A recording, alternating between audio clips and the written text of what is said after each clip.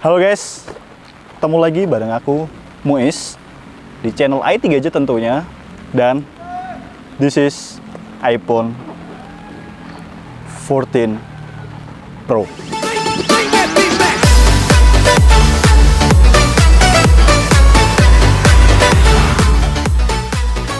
Oke guys, jadi pada tanggal 14 September tahun 2022, Apple ya seperti biasa mengadakan sebuah event untuk melaunching beberapa series terbaru dari Apple. Cuman yang akan aku bahas kali ini adalah ini tadi seperti yang sudah kalian lihat di depan. This is iPhone 14 Pro. Pro kamera, Pro display, dan Pro chipset tentunya. Oke. Jadi untuk iPhone 14 Pro kali ini, Apple itu mengusung beberapa tagline yang memang bagi sebagian orang, wah apakah benar seperti ini? Atau jangan-jangan ini hanya gimmick dari iPhone? Oke. iPhone 14 Pro, sebuah cara baru untuk kita berinteraksi dengan gadget kita, dan sebuah gadget yang tentunya bisa mendukung atau memiliki fitur keselamatan nyawa dari usernya, didukung dengan kamera terbarunya 48 megapiksel kamera, dan tentunya chipset terbaru besutan dari Apple yang disematkan dari iPhone 14 Pro. Dari beberapa tagline yang berani Apple sematkan di website resminya Apple, kira-kira apakah benar memang se-excited itu iPhone 14 Pro ini, atau lagi-lagi kita terjebak dalam sebuah permainan trik marketing Apple? Untuk itu, pastikan kalian tonton video ini sampai akhir agar tidak ada informasi yang terlewatkan dan kalian tentunya bisa mengambil keputusan yang tepat, mengambil sebuah langkah yang tepat. Apakah kita perlu untuk upgrade atau stay tune dulu?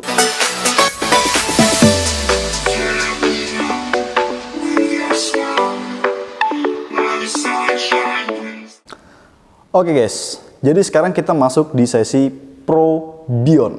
Dimana di bagian Pro Bion ini, Apple itu memperkenalkan 4 buah warna yang dirilis oleh Apple pada launching iPhone 13 Pro ini.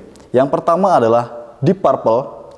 Deep Purple, kalau kalian bisa atau sudah lihat bahkan di website resminya, Deep Purple itu adalah warna ungu yang didufkan atau dengan finishing yang duf. Kita nggak kaget karena dari series 13 Pro, series 12 Pro, series 11 Pro, itu untuk series Pro dan Pro Max-nya memang selalu dikasih finishing yang duf oleh Apple.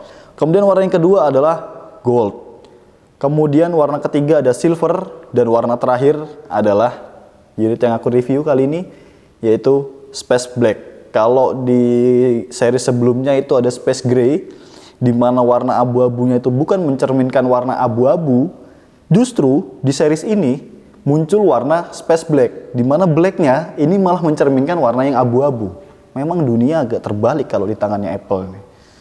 Nggak habis pikir memang. Jadi itu adalah 4 warna yang secara resmi dirilis oleh Apple pada launching produk kemarin pada bulan September. Mungkin kalian bertanya-tanya, Bang, kok nggak ada series warna hijaunya, Alpine Green? Alpine Green ya kalau nggak salah ya. Alpine Green, kok nggak ada warna Alpine Green-nya? Kita tunggu saja beberapa bulan ke depan. Apakah akan ada susulan warna baru seperti yang terjadi di series 13 Pro kemarin?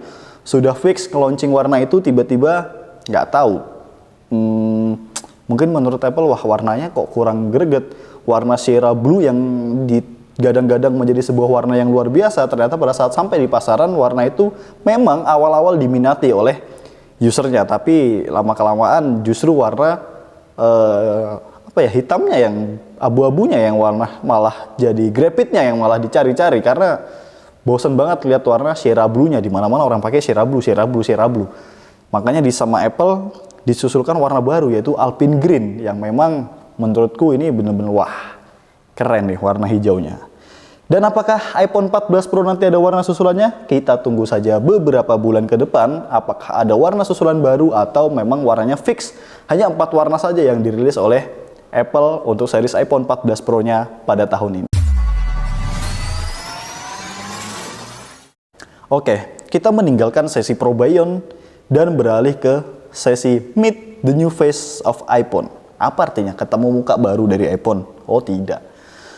Sebuah inovasi dari Apple, entah upgrade dari sistem software dan sistem hardware yang menciptakan sebuah inovasi bernama Dynamic Island. Yes, Dynamic Island kalau kita lihat dari pilihan bahasa yang digunakan oleh Apple, Dynamic Island, yang artinya pulau yang dinamis. Dinamis itu dia tidak statis, artinya dia tidak menetap, tapi dinamis, dia bisa bergerak, berubah, menyesuaikan dengan kebutuhan.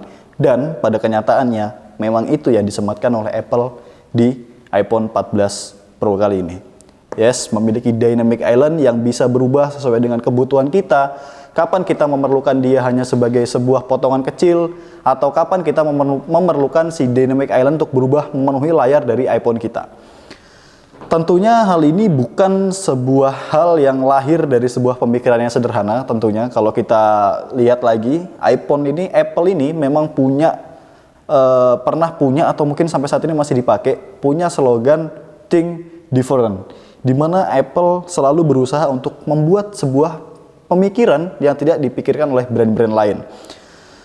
Permasalahan yang terjadi pada brand-brand yang ada saat ini adalah bagaimana cara mereka menghilangkan kamera yang ada di layar depan, yang tentunya kamera itu entah yang bentuknya punch hole atau apapun itu sangat mengganggu bagi sebagian orang di layar depan.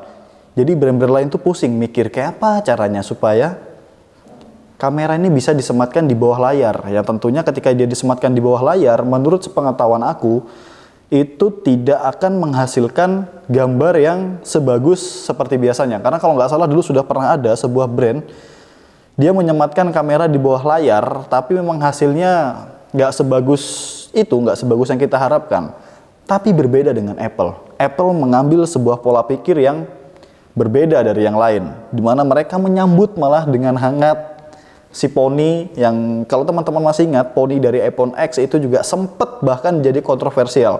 Bahkan pada saat itu Apple dihina, wah kenapa sih bikin Pony kok kayak poninya kuda seperti ini, bentuknya aneh. Tapi lihat, setelah Pony itu betul-betul dihadirkan oleh iPhone, kalau nggak salah pada saat itu di seriesnya iPhone X, akhirnya banyak brand-brand lain yang meniru dari Pony si iPhone pada saat itu. Kemudian hal ini juga terjadi di lahirnya Dynamic Island.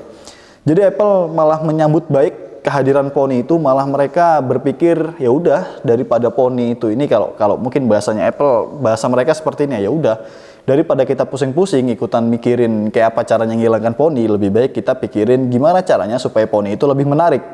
Dan bagaimana caranya Pony itu bisa berubah sesuai dengan kebutuhan dari user.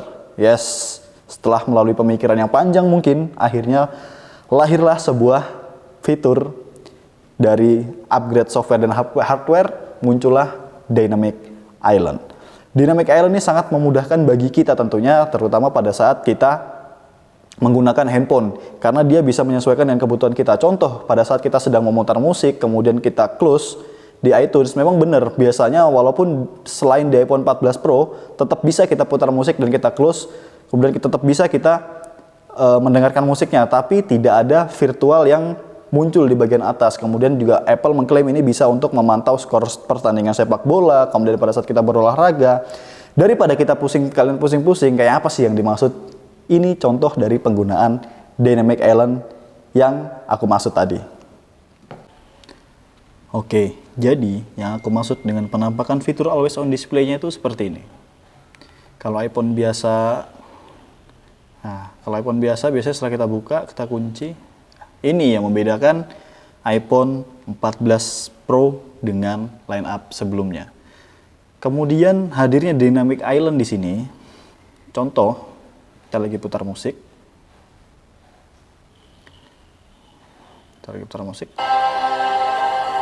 Dia akan muncul Dia akan muncul di bagian atas, di bagian Dynamic Island-nya.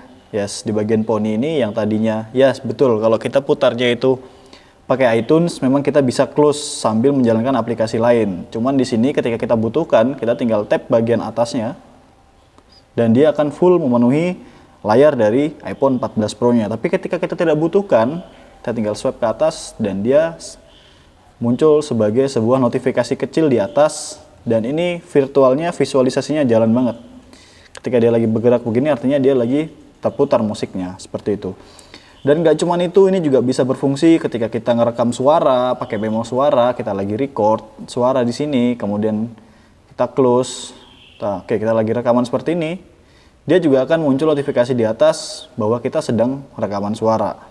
Jadi kita bisa ngerekam suara sambil kita buka catatan di iPhone kita, sehingga multitaskingnya lebih gampang di iPhone 14 Pro ini. Ketika sudah selesai, kita tinggal tap lagi di bagian atasnya dan dia memenuhi seluruh bagian layar dari iPhone 14 Pro. Ini kita stop, selesai. Yes, hadirnya Dynamic Island memang memudahkan multitasking yang ada di iPhone 14 Pro series. Oke, jadi gimana tadi setelah ngelihat penggunaan dari fitur Dynamic Island? Yes, jujur pertama kali ketika aku ngelihat fitur Dynamic Island tadi pada saat hands-on unitnya si iPhone 14 Pro ini, ya aku sedikit tercengang. Wah, keren sih bisa kayak gini. Bahkan ini yang jadi pembeda dia antara iPhone 14 Pro dengan iPhone 13 Pro. Karena kalau ngelihat secara fisik, kita nggak perhatikan bener kameranya sekarang lebih gede, kita nggak akan tahu bedanya. Apalagi kalau ngambilnya yang warna kayak gini, hampir-hampir mirip kayak Grapit-nya lah. Terus satu fitur lagi yang jadi pembeda iPhone 13 Pro dengan iPhone 14 Pro adalah hadirnya Always On Display. Apakah ini sebuah fitur yang baru? Yes, fitur yang baru di iPhone. Tetapi bukan merupakan sebuah fitur yang baru di Android. Karena kalau teman-teman adalah pengguna Samsung dari tahun 2015, 2016, Samsung pada saat itu sudah punya fitur Always On Display, memanfaatkan dari hadirnya panel AMOLED dari layar untuk membuat sebuah fitur, menciptakan sebuah fitur yang bernama Always On Display. Tapi untuk iPhone ini adalah sebuah hal yang baru tentunya di iPhone 14 Pro. Jujur ketika aku tanya pendapat tentang orang-orang sekitar dengan hadirnya fitur Always On Display, malah pengguna iPhone tuh nggak terlalu kaget sih. Malah yang terlalu kaget, wah, pengguna Androidnya. Akhirnya iPhone nyiplak juga nih si Android pakai Always On Display. Tetapi dengan berkat hadirnya fitur Always On Display di iPhone 14 Pro ini, Apple malah mengklaim sebuah fenomena baru. Dengan hadirnya fitur Always On Display, mereka membuat all day battery life. Yang artinya, sekali kita pengecasan, iPhone ini mampu untuk memenuhi kebutuhan kita selama sehari-hari. Kenapa? Nggak logis banget kalau dipikir adanya Always On Display, kemudian nyambungnya ke baterai. Malah justru kan harusnya dia lebih boros baterainya, karena ada fitur yang nggak mematikan layar pada saat kita menekan tombol kunci. Justru dia muncul Always On Display. Yes, karena menurut Apple kita nggak perlu lagi menghidupkan layar secara keseluruhan di handphone untuk hanya sekedar melihat notifikasi. Tapi kita langsung bisa lihat notifikasi dari depan, dari fitur Always On Display-nya. Kemudian kalau muncul pertanyaan, Bang, biasanya Always On Display itu kalau dimasukkan dalam kantong suka kepencet-pencet sendiri. Apple ngeklaimnya sih enggak ya, dan ini tadi sudah aku coba kayaknya aman-aman aja sih dia, karena ketika dia dimasukkan dalam kantong, entah kantong baju atau kantong celana, cahayanya itu betul-betul jadi sangat redup dan cuman kelihatan nampilin jam dan notifikasi yang masuk, dan nggak ada sentuhan miss yang terjadi. Jadi intinya nggak akan kepencet lah kalau di dalam kantong ataupun ya lagi dimasukin dalam tas. Tadi aku cobanya begitu, tapi kalau memang teman-teman sahabat ET Gadget ada yang sudah pakai iPhone 14 Pro dan ngerasa enggak bang, tetap tak kunci, ya berarti lagi-lagi kita kembalikan, enggak bang, tetap tersentuh kok kalau dalam kantong, kalau terpencet-pencet. Berarti kan kita bisa menyimpulkan bahwa lagi-lagi ini adalah gimmick dari iPhone gitu.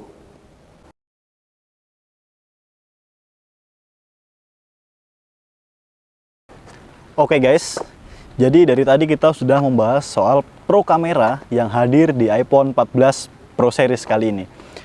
Biasanya dari generasi-generasi sebelumnya dan bahkan sampai ke beberapa generasi belakangan, iPhone selalu menggunakan kamera dengan resolusi 12 megapiksel dan I think sejauh ini so far nggak pernah ada masalah. Tapi bagaimana dengan kualitas kamera 48 megapiksel untuk perekaman video dan hasil jepretan foto dari si iPhone 14 Pro ini?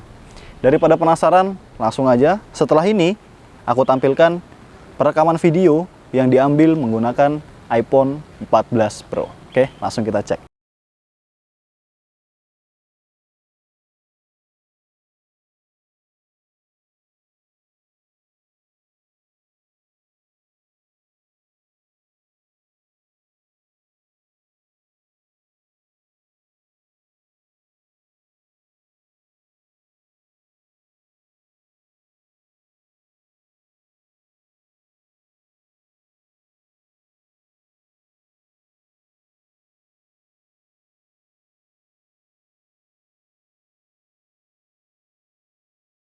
Dan ini kualitas perekaman HD 30 fps di iPhone 14 Pro. Ya kelihatan patah-patah jelas karena ini 30 HD 30 fps. Oke, ini kondisi masih hujan banget di Samarinda teman-teman. Ginilah kira-kira kualitas HD 30-nya. Untuk warnanya sih oke, cuman emang terkesan patah-patah. Iyalah HD 30, apa yang mau diharapin dari HD 30 fps. Oke, ini kualitas perekaman video 4K 60 fps. 4K ya? Bener ya? 4K 60 fps pakai kamera depan dari iPhone 14 Pro. Kondisinya hujan guys. Sekaligus ngetes nih ketahanan airnya. Enggak lah, kita berlindung di payung kok.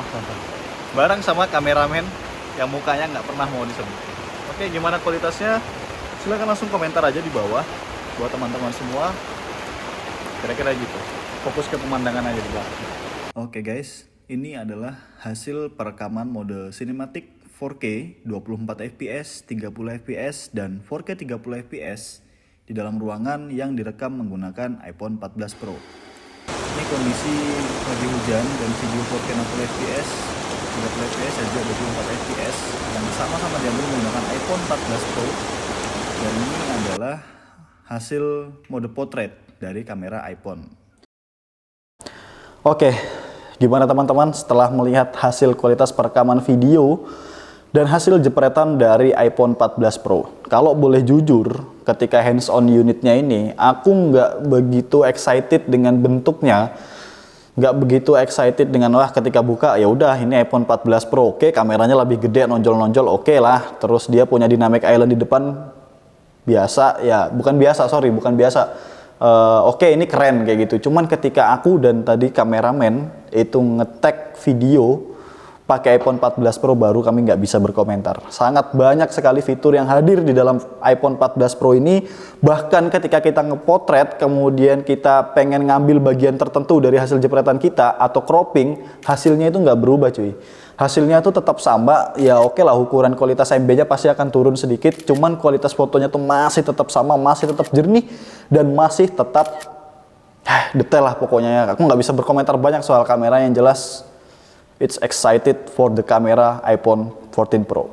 Oke, kalau dari tadi kalian sudah, wah kok bisa sih iPhone 14 Pro tuh kayak gini, kok bisa sih kok hasilnya kameranya bagus, kok bisa dia punya dynamic island, kok bisa. Yes, the mastermind behind it all. Yes, ada dalang di balik semua itu. Kira-kira apa? Chipset A16 Bionic, besutan terbaru dari Apple yang disematkan ke dalam iPhone 14 Pro. Bahkan Apple berani mengklaim, berani membuat tagline tentang chipset ini adalah the ultimate smartphone chip. Sebuah chip smartphone yang gak ada batasannya. Mau kalian push kayak apapun, mau kalian gempur smartphone ini, iPhone 14 Pro ini mau kalian gempur kayak apapun, jawaban Apple tetap sama, the ultimate smartphone chip. Makanya dalang dibalik ini semua, the mastermind behind it all is Apple A16 Bionic. Oke guys, kita masuk ke bagian akhir dari video nih. Di part sebelumnya, kita sudah say hello to Apple A16 Bionic. Now, it's time to enough for this video. Terima kasih buat kalian semua yang sudah tonton video ini sampai akhir. Dan terima kasih buat dukungan kalian semua. 1000 subscriber akhirnya kita bisa lampaui. Memang channel yang baru 1000 subscriber. Cuman berkat dukungan dari kalian, kita akan terus berusaha untuk memberikan karya-karya terbaik dari kami agar kalian semua bisa nikmatin di luar sana. Oke, jadi masuk ke video kesimpulan. Bang, kira-kira iPhone 14 Pro itu worth it nggak buat didapat? Jawabanku adalah tergantung. Tergantung dananya, tergantung kalian sekarang lagi pakai iPhone series berapa. Kalau kalian sekarang pakai iPhone series 13 Pro, kemudian kalian upgrade ke series 14 Pro, kalau dananya cukup dan nggak memaksakan, boleh. Apalagi memang pekerjaan kalian tergantung ke gadget, itu boleh. Boleh banget, karena worth it banget kameranya, chipsetnya, apalagi nih Apple sedang klaim bisa dipakai kerja keras, baterainya awet, punya fitur always on display. Ini keren sih buat kalian yang nggak punya waktu cuma untuk sekedar nge-tap layar lihat notifikasi. Kalian tinggal tengok aja ke samping, oh udah ada notifikasi, aman. Gitu. Jadi ini worth it.